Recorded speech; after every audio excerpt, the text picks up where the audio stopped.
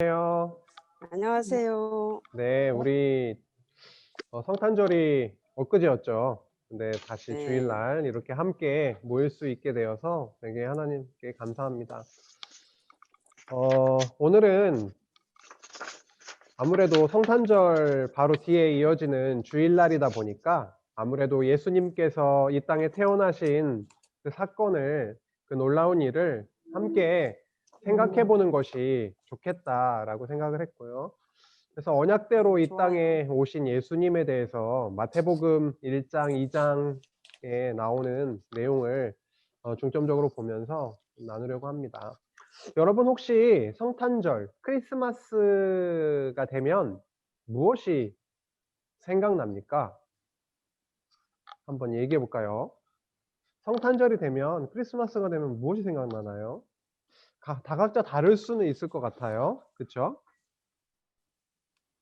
아무나 얘기해 볼까요? 환희 선생님은 뭐가 생각이 나나요? 크리스마스가 되면? 선물이요. 아, 선물. 그쵸. 선물이 많이 생각나겠죠. 또 여러분 무슨 생각이 납니까? 있는 사이로 넌 썰매를 타고. 캐롤. 캐롤송들이 많이, 정. 캐롤이 생각이 나죠. 네. 요즘은 네. 코로나19이기도 하고 수년 전부터 그 저작권 등등 문제 때문에 길거리에서 캐롤이 잘 들리지 않는데, 어쨌든 캐롤이 많이 생각이 나죠. 네. 그리고 뭐 펑펑 누리는 화이트 크리스마스, 그쵸? 눈이 네. 오나? 이렇게 눈이 생각이 나기도 하고 되게 다양합니다. 그쵸? 성탄 트리, 크리스마스 트리가 생각이 나기도 하고, 누가 아까 선물 선생님 선물이라고 별. 하기도 했고. 별이요. 트리 맨 위에 있는 별.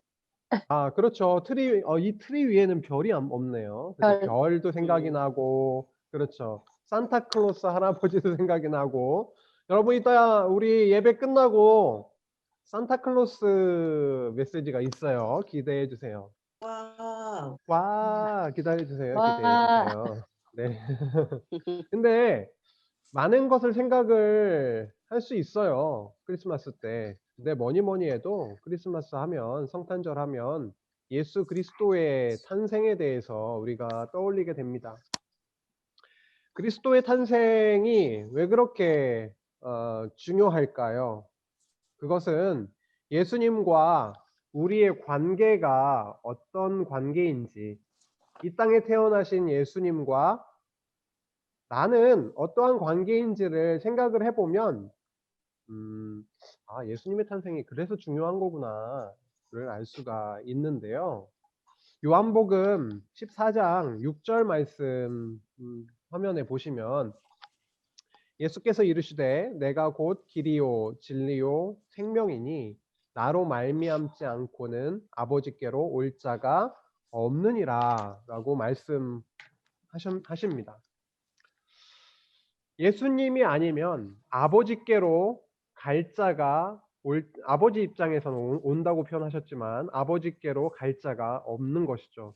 우리의 힘으로 하나님의 나라에 갈 수 있지 않습니다.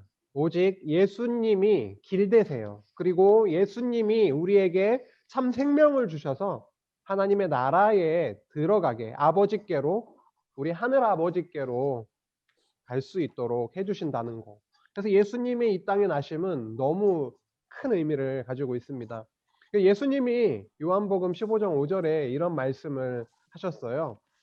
한번 같이 읽어볼까요? 이 말씀은 시작.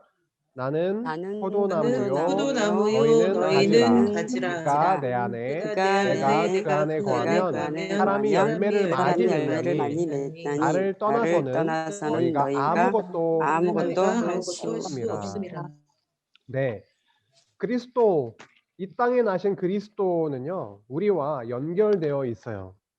우리는 살아가면서 내 힘대로, 나의 뜻대로, 내 맘대로 살아가고 있는 것처럼 때때로 느끼지만, 실제로는 우리 하나님의 자녀된 우리는, 그리스도의 생명을 받은 우리는 예수님과 연결되어 있다라는 거예요. 그래서 여기는 포도나무라고 했죠. 포도나무이신 예수님께 우리는 연결되어 있는 가지라고 하는 거죠. 그래서 우리가 그리스도와 연결되어 있지 않으면 우리는 생명 없는 죽은 포도나무 가지가 되는 거고, 포도나무에 연결되어 있으면 생명력이 넘치는 살아있는 가지가 되는 거죠. 그래서 우리는 가지기 때문에 예수님과 연결되어 있지 않으면 물도 빨아올린 물도 공급을 받지 못하고 영양분도 공급을 받지 못하고 결국은 말라서 꺾어지고 죽게 되는 거지만, 우리는 그리스도와 연결되어 있는 가지로 그리스도께서 주시는 영양분을 마음껏 섭취할 수 있게 해주시는 거죠.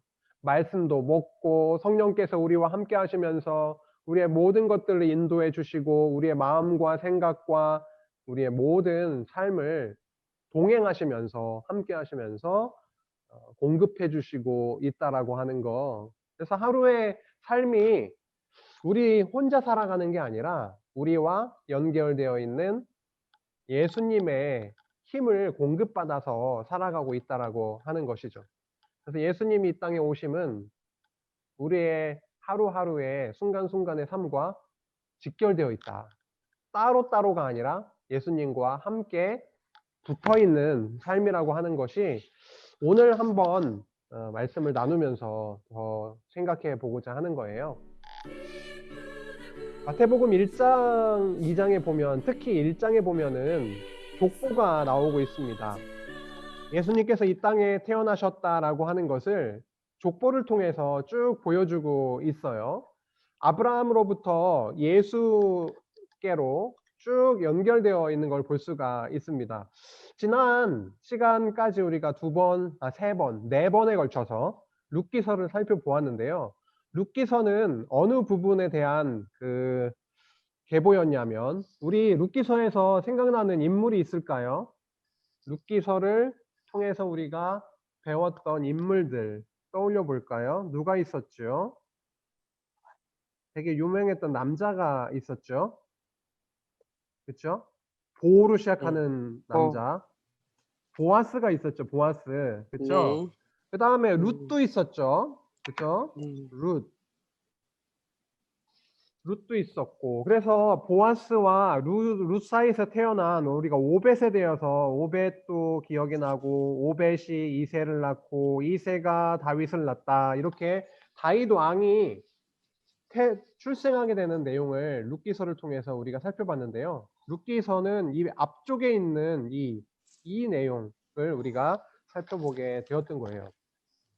아브라함으로부터 이삭, 야곱 쭉쭉쭉쭉 흘러가서, 그리고 우리가 유다로부터 유다, 페레스, 헤스론, 람, 암미나답, 나손, 살몬, 보아스, 이렇게 룻을 통해서 오벳, 이새, 다윗까지 이렇게 가는 걸 보았습니다. 그래서 이 다윗으로부터 끝나는 게 아니어서 다윗으로 쭉 시작해서, 여기 다윗으로 시작해서 어디까지 가게 되냐면요, 여고냐까지 가게 되는 거예요.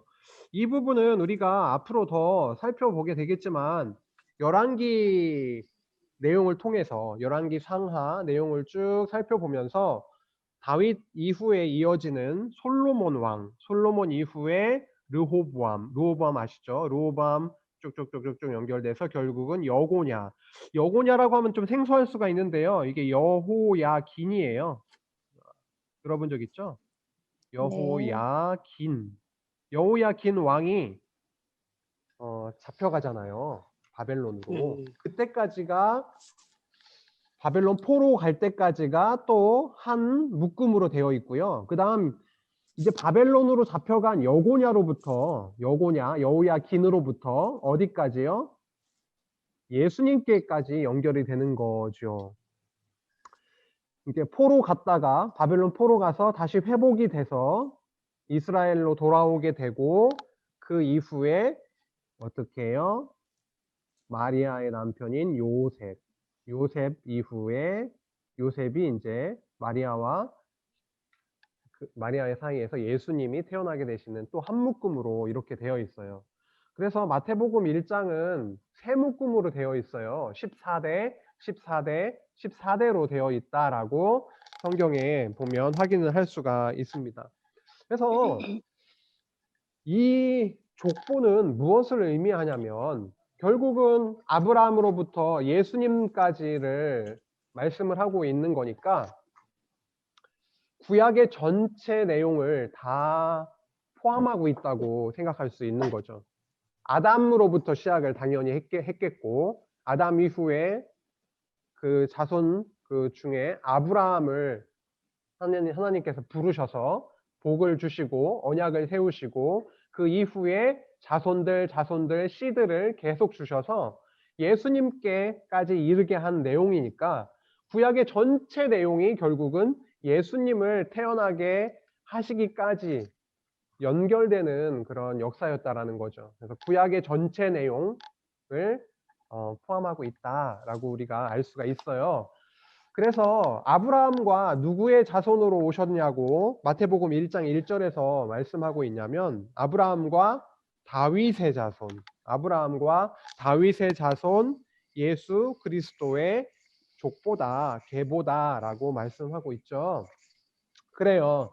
예수님은 갑자기 어디에서 하늘에서 뚝 떨어진 그런 분이 아니시고 하나님께서 이 땅을 짓기 전부터 하나님이 마음속에 품으시고 이 땅을 창조하시고 아담을 지으시고 인간을 지으시고 그 이후에 아브라함을 또 부르셔서 그 씨를 통해서 결국 예수님이 오게 되셨어요. 그래서 아브라함과 다윗의 자손 예수 그리스도의 족보라 계보라라고 마태복음 1장 1절부터 시작을 하고 있습니다.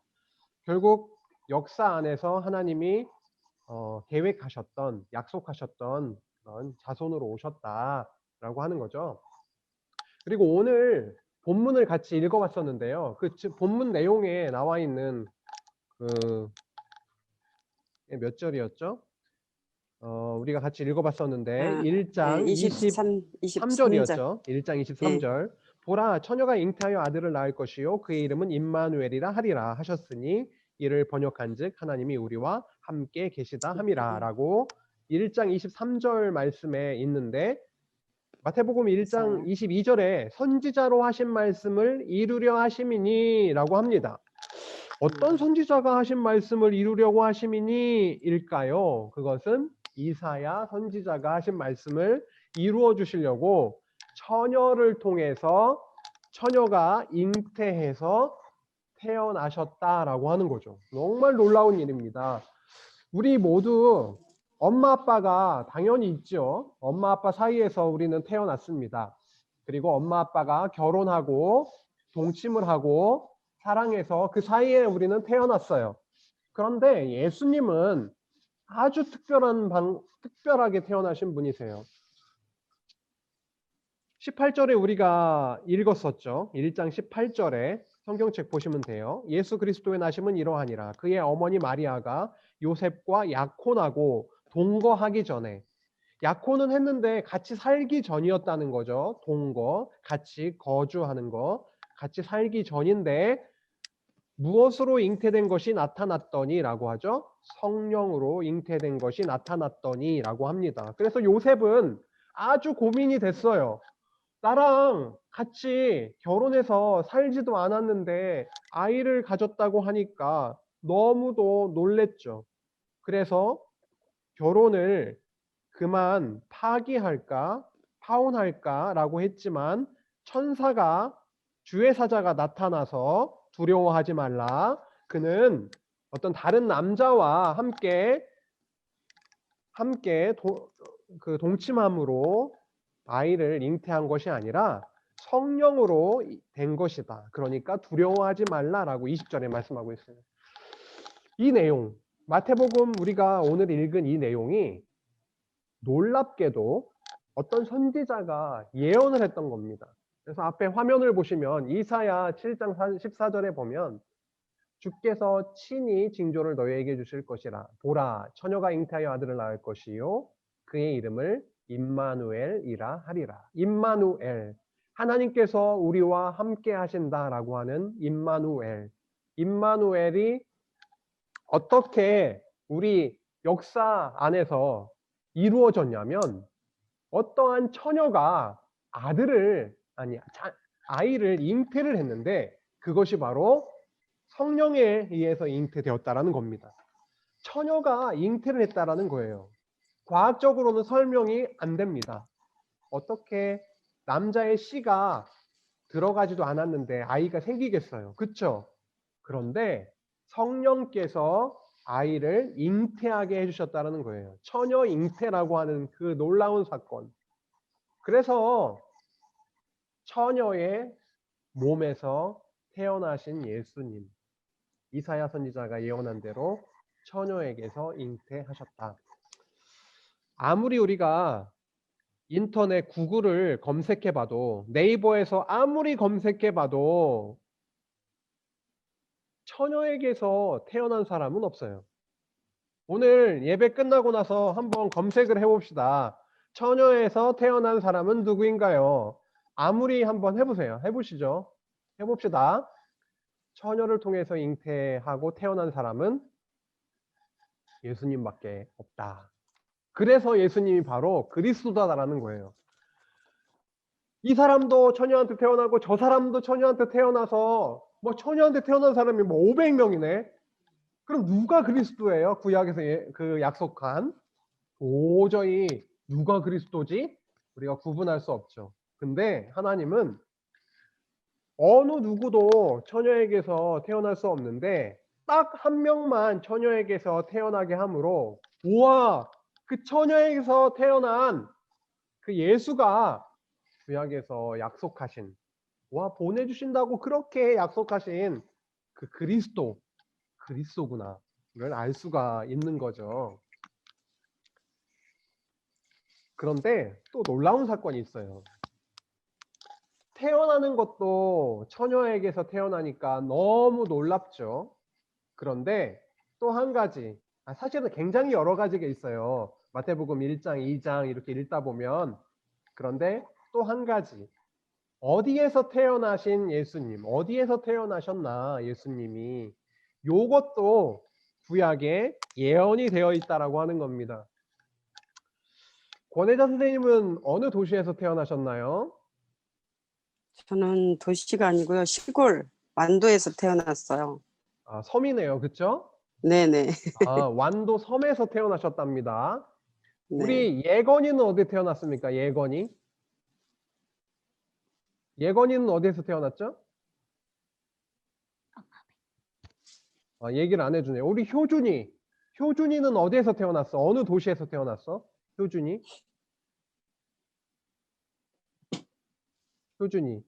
어느 도시에서 태어났어? 민찬이는 어느 도시에서 태어났죠? 민찬이는? 용인시요. 아, 용인이라고 하는 도시에서 태어났다고 합니다. 지금 살고 있는 곳이네요. 효준이는 어느 도시에서 태어났어? 효준은? 저 서울특별시에서요. 와우, 서울에서 태어났답니다. 효준은 서울에서 태어났습니까? 아, 그렇답니다. 그런데 효준이와 효주가 서울에서 태어났고요. 민찬이가 용인에서 태어났고요. 권혜자 선생님이 완도 섬에서 태어났는데, 그것을 몇백 년 전에 누가 예언을 한 바가 있습니까? 아니요. 예, 몇 년, 몇 월, 며칠에 완도에서, 용인에서, 서울에서 누가 태어날 것이다 라고 예언을 한 바가 없습니다. 없어요. 그런데 예수님이 태어나실 것은 분명히 예언을 하고 있어요. 그래서 그리스도가 어디에서 날 것이냐라고 2장에 가보면, 마태복음 2장에는 헤롯 대왕이 묻습니다. 그런데 그리스도가 어디서 나겠느냐라고 2장 4절에 물어요. 그때 5절 6절에 유대 베들레헴이오니는 선지자로 이렇게 기록된 바라고 하면서 미가서 5장 2절 말씀을 인용하고 있습니다. 예수님께서 태어나실 고을, 예수님께서 태어나실 도시라고 하긴 좀 그렇죠. 그런 마을이 예언되어 있어요. 같이 한번 읽어봅시다. 시작. 베들레헴 에브라다야, 너는 유다 족속 너는 유다 중에 족속 중에 작을지라도 이스라엘을 다스릴 이스라엘을 자가 다스릴 이스라엘을 내게서 다스릴 내게로 자가 나올 내게서 것이라. 내게로 나올 것이라. 그의 근본은 그의 근본은 상고에 상고에 영원에 영원에 있느니라. 있느니라. 아멘. 그의 근원은 상고의 영원에 있대요. 이 땅에 머물러 있다가 나오신 분이 아니에요. 하나님으로부터 오신 하나님의 아들 예수 그리스도, 그분은 베들레헴 에브라다라고 하는, 베들레헴이라고 하는 고을에서, 그 마을, 작은 마을에서 태어날 것을 하나님이 어느 선지자를 통해서 이미 예언을 해 놓으셨다라는 거죠. 어느 선지자? 예, 여기 앞에 있잖아요. 소선지자 중에 한 명인 미가라고 하는 선지자를 통해서 예언을 해 놓으셨습니다. 그래서 베들레헴에서 태어나셨다라고 하는 것이고요. 베들레헴은 이 사해, 오른쪽 사해 보이시죠? 이건 갈릴리 바다죠. 그래서 이 사해 왼쪽 부분에 보면은 가장 대표적인, 지금 이스라엘의 수도기도 하고 옛날에 가장 중요한 도시인 예루살렘에 있고요. 그 바로 왼쪽에, 사해 왼쪽에.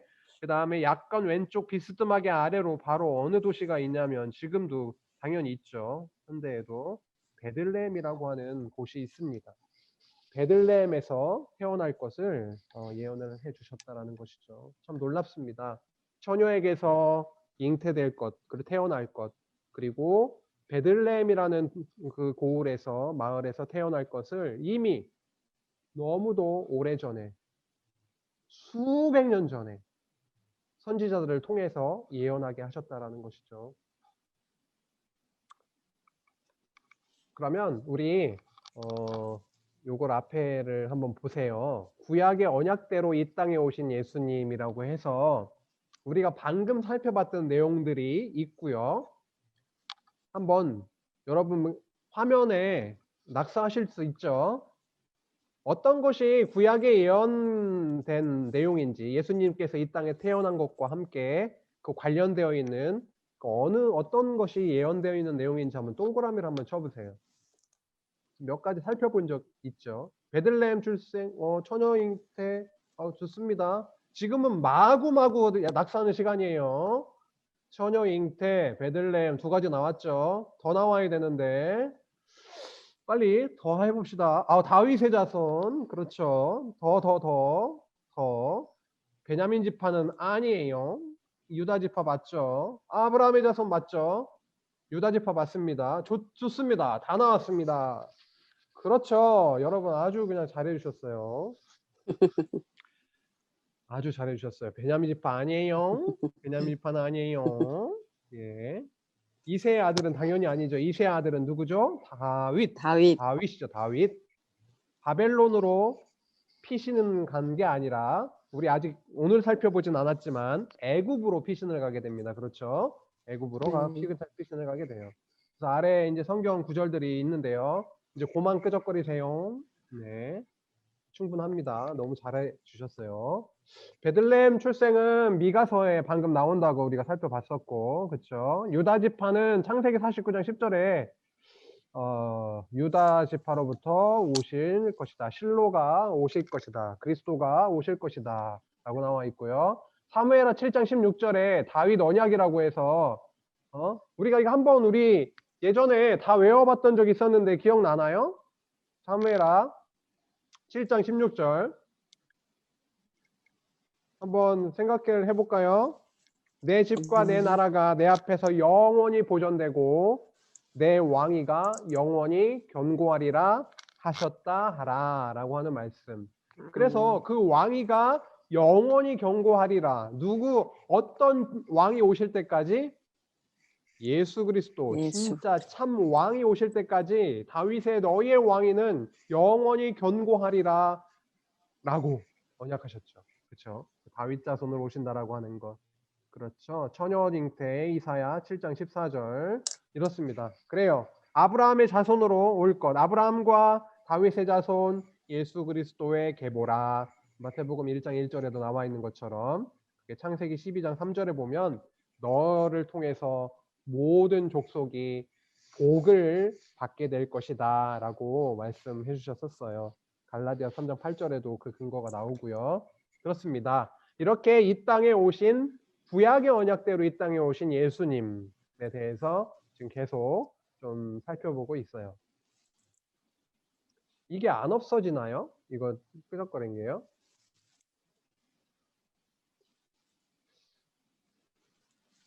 이걸 어떻게 없앨 수 있을까요? 선생님이 지우시면 돼요. 지워요. 지우기. 네. 지우개로.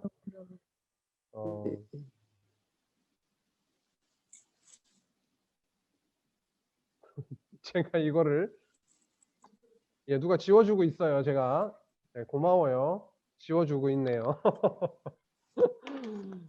배움의 길은 끝이 없습니다. 저도 잘 배울게요. 근데 예수님께서 이 땅에 오셨잖아요. 구약의 언약대로. 근데 예수님의 뜻, 예수라고 하는 Jesus, 예수라고 하는 이름의 뜻을 한번 살펴보도록 할게요. 예수는 지금 우리가 한글로 우리가 예수라고 하는 이 예수는 조금 거슬러 올라가면 히브리어로부터 옵니다. 구약 성경이 히브리어로 쓰여져 있죠. 예호슈아라고 하는, 우리 한번 따라해 볼까요?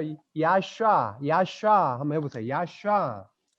야샤. 네, 야샤가 구원하다라고 하는 히브리어 단어예요. 야샤. 그 단어가 아주 여러 곳에 쓰이고 있는데요.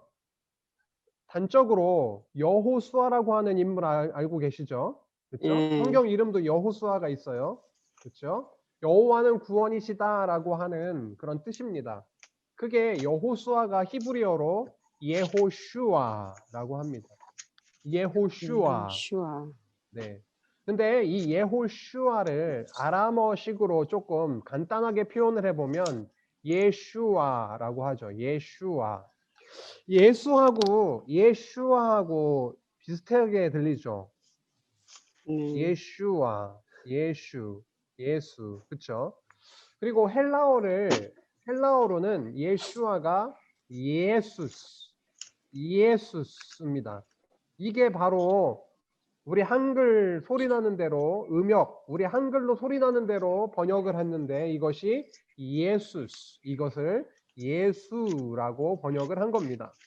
그래서 우리는 그리스도 예수라고 하지만 그것을 뜻으로 그게 히브리어에서 이렇게 건너왔구나. 그래서 예수로 되었구나. 그 뜻은 여호와는 구원이시다라고 하는 뜻을 담고 있는 게 바로 예수구나를 알 수가 있죠. 그래서 마태복음 1장 21절에 오늘 읽은 말씀 중에 근거가 분명히 나와 있습니다. 아들을 낳으리니 이름을 예수라 하라. 이는 그가 자기 백성을 그들의 죄에서 구원할 자이심이라 하니라. 그쵸? 죄에서 구원할 자, 구원, 예슈아. 그래서 예수라고 하는 겁니다. 예수께서 오셔서 여호와는 구원이시다라고 하는 것처럼 죄로부터 구원할 자 예수를 언약대로 하나님이 구약에 그렇게 분명하게 선지자들을 보내서 예언하시더니 그 예언하셨던 구원자 예수를 그리스도로 보내주신 사건이 예수의 탄생 사건인 것입니다. 그래서 그 오신 예수와 구원자로 오신 그 예수께서 십자가에 못 박히셔서 영원한 속죄를 이루어 주셨어요. 놀라운 속죄 사건으로 우리가 좀 살펴볼게요. 예수님은 이 땅에 오셨는데 그리스도로 오셨습니다. 그리스도는 기름 부음 받은 자라는 뜻인 거 알고 계시죠? 구약에 대표적으로 기름 부음을 받는 세 인물이 있는데 그 직임들이 있었는데 뭐냐면 선지자, 왕, 제사장이죠. 그렇죠? 그 선지자, 참 왕, 참 제사장으로 오신 분이 바로 그리스도인데 그리스도죠. 예수가 참 선지자, 참 왕, 참 제사장으로 오셨죠. 그래서 예수를 그리스도다라고 하는 겁니다. 근데 참 제사장으로 오신 그리스도가 이제 동시에 진짜 성전으로 그리고 진짜 제물로 오셔서 아주 단번에 제사를 드려 버리셨어요. 어떤 제사를 드려 버리냐면 단번에 영원한 속죄 제사를 십자가에서 드려 버리신 거예요. 예수께서 십자가에 못 박히셔서 구약에 요구된 모든 것을 다 이루시고 우리가 다 받아야 될, 우리의 죄 때문에 우리가 다 저주받아야 될 것을 그리스도께서 한 몸으로 모든 것을 다 그 몸에 받으시고 뒤집어 쓰시고 십자가에 피 흘려서 제물 되셔서, 진짜 제물 되셔서 십자가상에서 피 흘려 죽으심으로, 그래서 어떻게 됐어요? 모든 것을 다 이루었다라고 말씀하시고 영원히 떠나가시니라 라고 하셨습니다.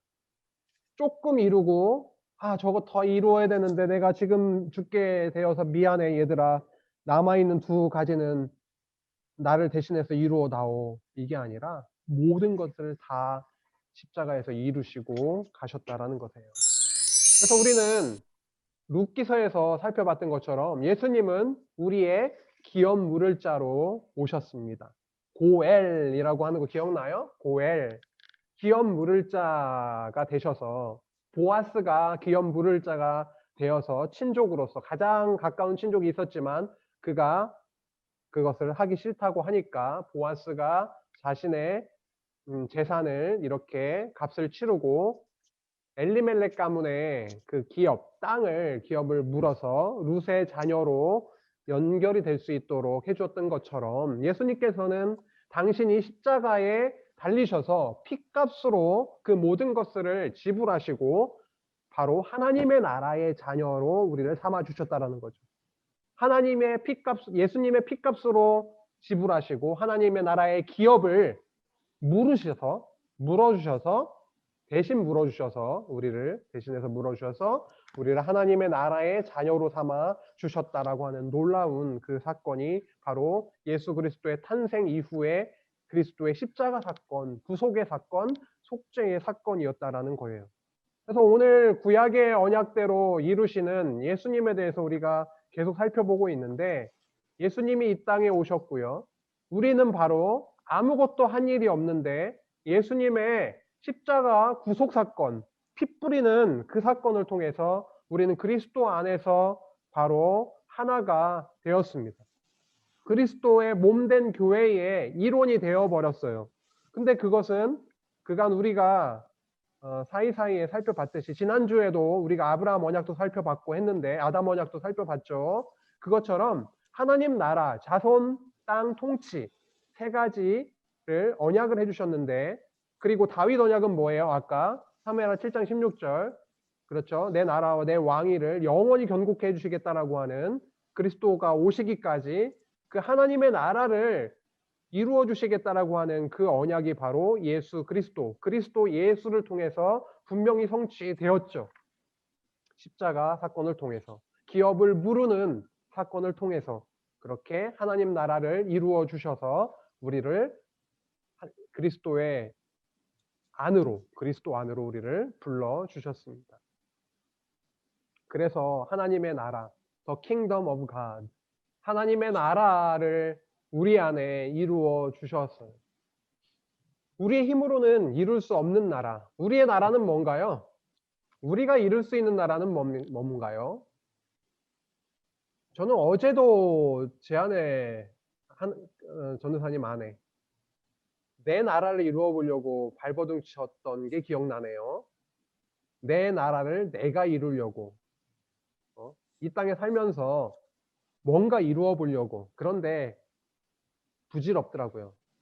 뭔가 이루려고 열심히 했는데 나를 좀 드러내 보려고, 내 나라를 이루어 보려고, 내가 통치하려고 가정에서도 내가 왕인 줄 착각하고 그렇게 살아가고 있는 우리인데, 여러분은 어떤가요? 비슷한 상황일 거예요. 내가 하고 싶은 대로, 내가 원하는 대로 모든 것들을 해나가려고 하는 그 나라에 살고 있을 거예요. 소망이 없는 나라죠. 뭐가 되는 듯 싶어도 끝이 있는 나라죠. 그렇죠? 그런데 그 하나님의 나라, 그리스도를 통해서 이루어 주신 그 나라는 영원한 하나님의 나라이고요. 그리고 그 나라는 우리가 이룰 수 있는 게 아니라, 우리 밖에 있는 게 아니라, 우리 눈에 보이는 그런 나라가 아니라, 바리새인들은 예수님, 하나님의 나라가 언제 임합니까? 라고 물었는데 예수님이 대답하십니다.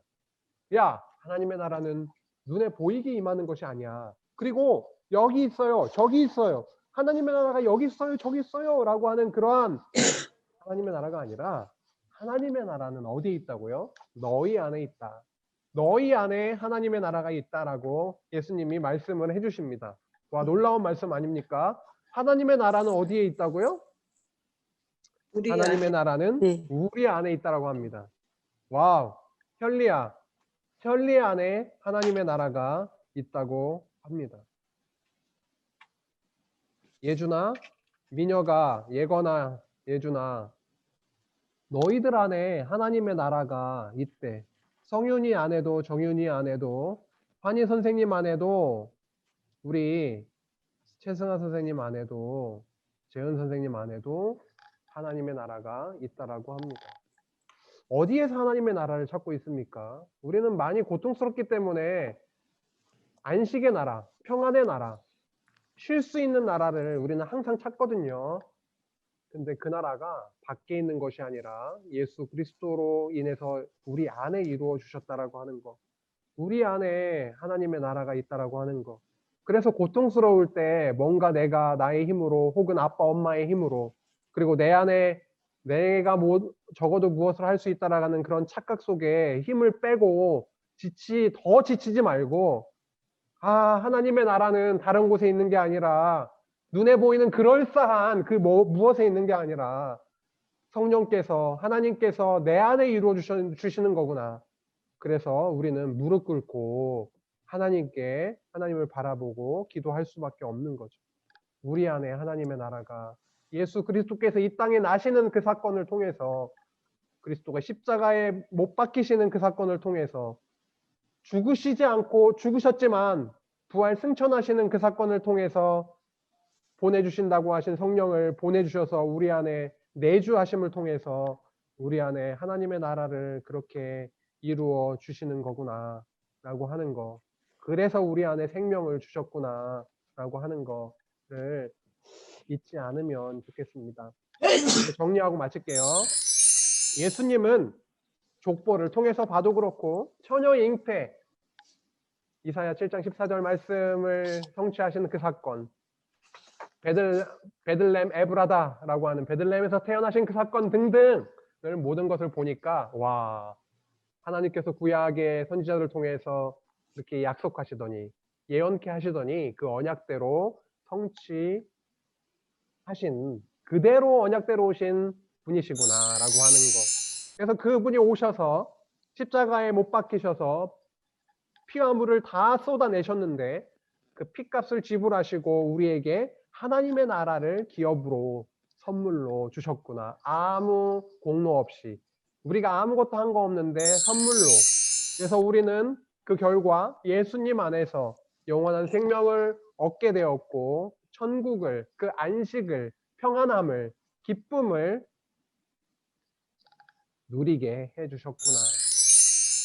그리고 이 모든 것을 계획하시고 마음에 품으시고 이 땅을 창조하시고 아담에게, 그리고 아브라함에게, 이삭, 야곱에게, 그 후손들에게, 다윗에게 세우셨던 그 약속을 그대로 이루신 그 놀라우신 그 하나님, 전능하신 하나님, 그리고 신실하신 그 하나님, 그 영원 자비하신 하나님, 그 하나님은 지금도 살아계신 분이시구나.